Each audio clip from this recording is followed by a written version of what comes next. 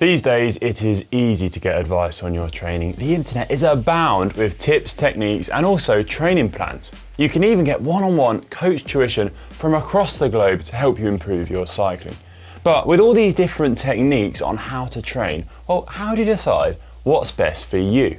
So in this video, we're going to take a look at some of the differences between a coach and an off-the-peg training plan so that you can decide for yourself.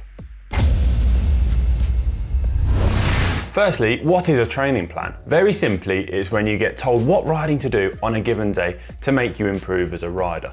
By sticking to the prescribed schedule day by day and week by week, you'll hopefully get the perfect mix of riding and recovery to make you much fitter than if you just went out riding. To help to explain the difference between a ready-made plan that is one size fits all and a coach who can tailor training to your personal needs, we're going to use Training Peaks to illustrate.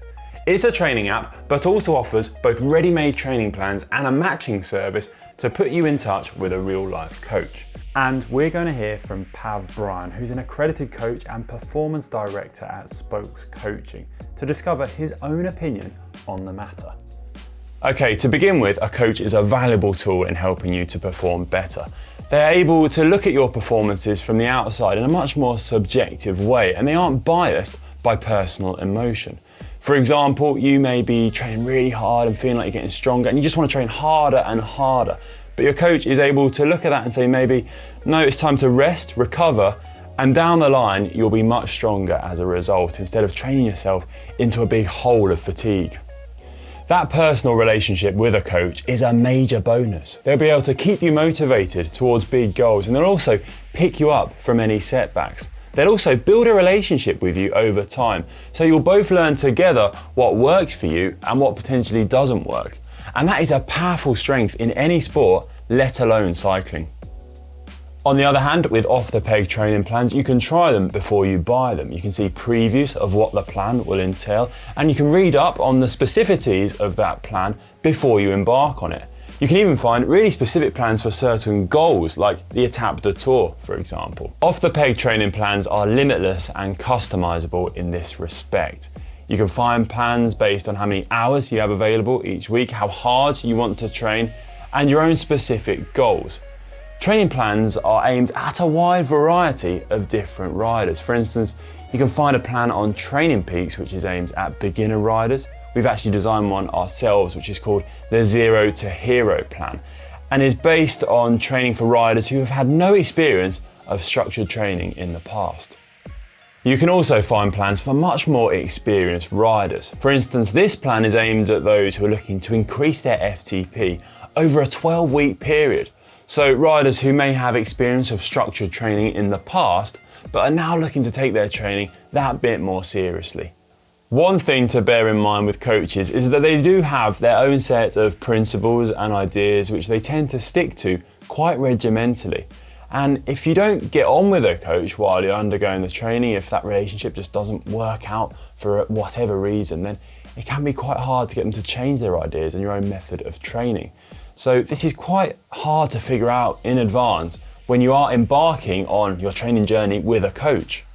Saying that, coaches provide motivation and specific experience, be that in terms of race awareness or tactics.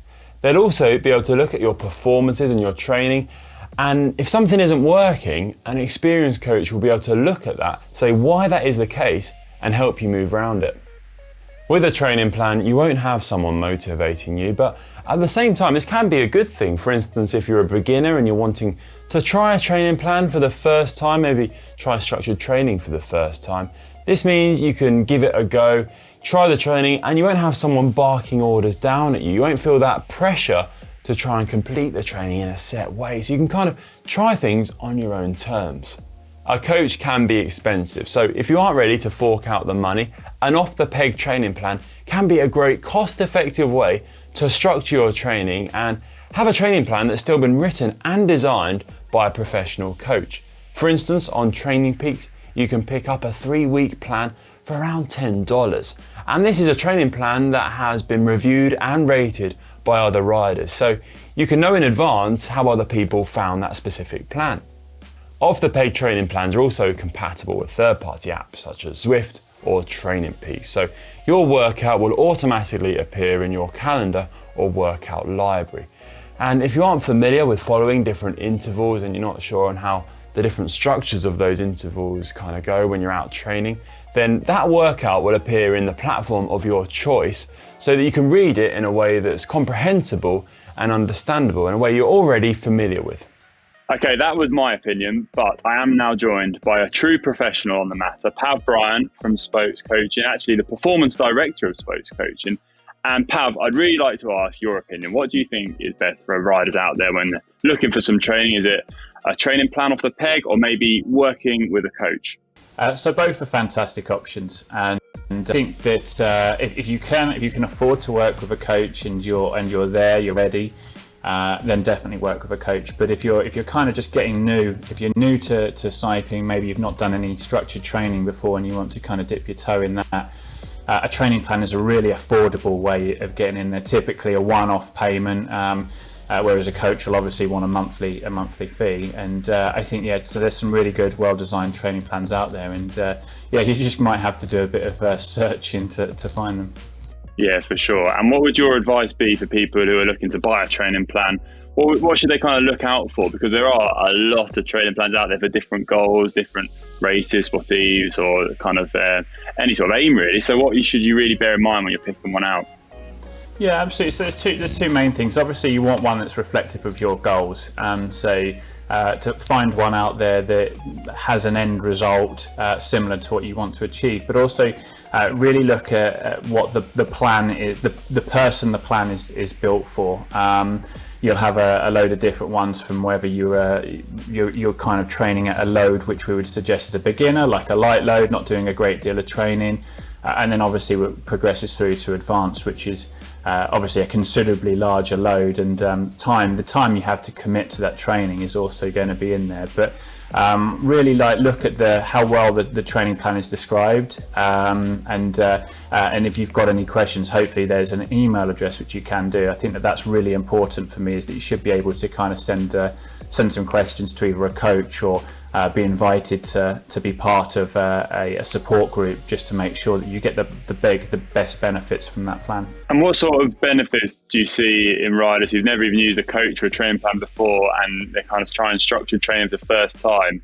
How does that differ to a rider who kind of, just riding their bike and being a really unstructured way, which is obviously great fun, really enjoyable, but in terms of performance benefits, what are the differences? Yeah, huge. I mean, like when you go from just riding, like how you describe in no structure at all, to actually introducing structured training, is you're going to see some people will like double power outputs just by adding that in over certain times. I mean, the shorter power times probably depends on how many years you've been cycling, and as I say, this is like people that haven't been training structured. I mean, realistically, you've got some really impressive gains that you can get out of using a training plan or a coach. Oh, that's obviously great to hear. I think I've kind of seen the reverse of that, in the fact that I've gone from structured training to unstructured, and I can see the disadvantages. But it's all part of the fun, isn't it? But Pav, really grateful for you to join us today, and thanks for all the different bits of advice. It's coaching is just a great way, I think, to advance your performance in your training, and definitely benefited me when I was racing. So yeah, if you are looking to try out either coaching or a training plan or different training methods, then there's a few different ways to go. But Pav, thanks for giving your opinion. So I hope this video has helped you understand some of the differences between a coach and an off-the-peg training plan. Both options are great, but may be suited to different riders and different aims. How do you manage your training, and what is your preferred method for structuring your riding? Please let me know in the comments section below. Right, thanks all for watching, and see you soon.